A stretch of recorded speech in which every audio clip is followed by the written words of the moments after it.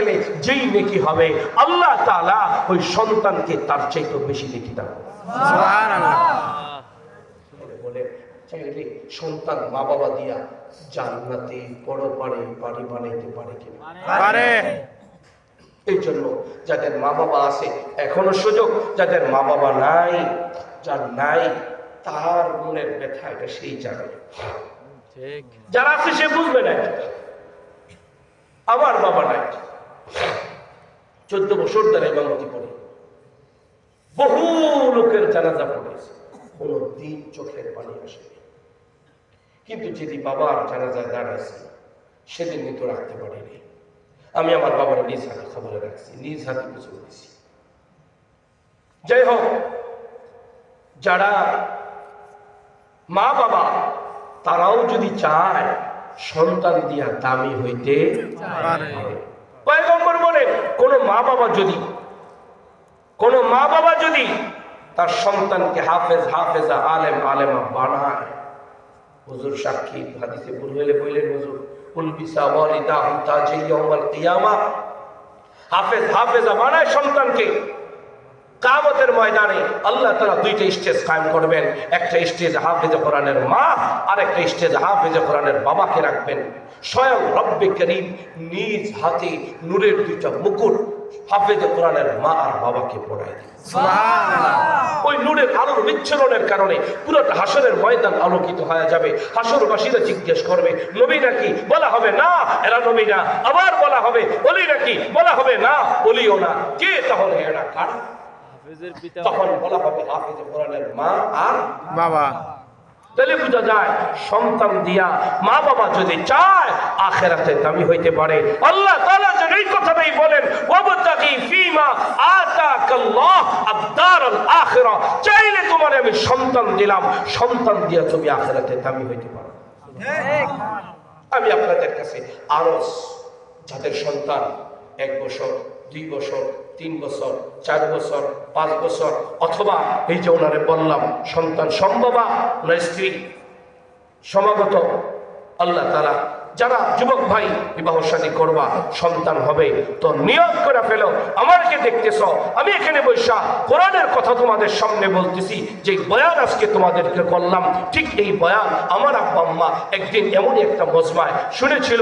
আমার আব্বা আম্মা দুজন নিয়ত করছে আল্লাহর হাতে নূরের মুকুট পড়বে। আমি আমার বাবারে যেদিন কবরে রাখছি আমিও আল্লাহর কাছে দোয়া করছি, আল্লাহ তুমি আমার বাবার নূরের মুকুট দিয়ে দাও। সুবহানাল্লাহ। এই জন্য আপনাদের কাছ থেকে নিয়ত চাই, কে কে রাজি আছেন ইনশাআল্লাহ?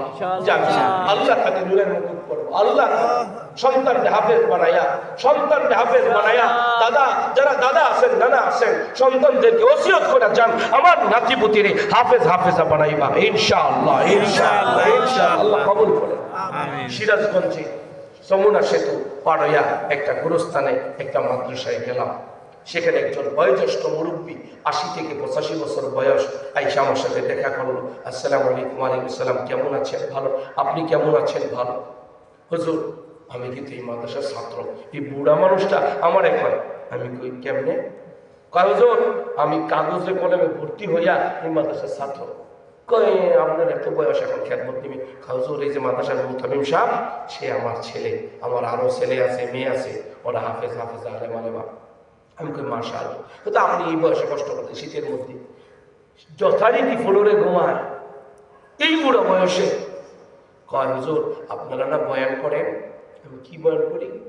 আপনারা না বয়ান করেন আমগো নবী নাকি কইছে যে হাফেজ কোরআনের বাবা হইলে মা হইলে আল্লাহ তাআলা নূরের মুকুট দেয়।